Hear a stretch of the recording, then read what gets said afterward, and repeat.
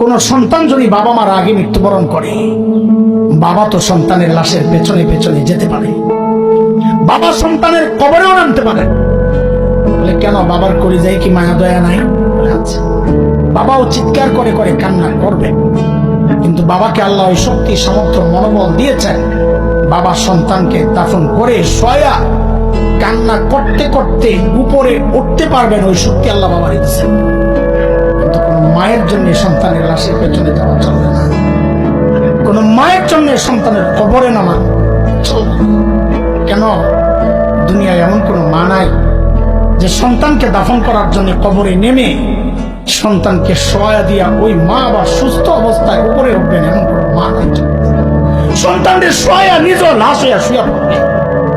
আরে ভাই, একটু জানতে চাই, এই যে মার কলিজা এত দরদ, এত মমতা, এত মায়ার ভালোবাসা, কারণটা কি বলেন তো? মা আমার দুই চোখের এক চোখ বানাইছেন সেই জন্যে, মা আমার একটা কান বানাইছেন সেই জন্যে, মা আমার একটা হাত বানাইছেন সেই জন্যে। আচ্ছা, একবারে বলে ফেলেন না, মা আমার শরীরের কি বানাইছে? কি বানাইছে বলেন, বলেন কি বানাইছে? কিছুই বানান নাই, কিছুই বানান নাই।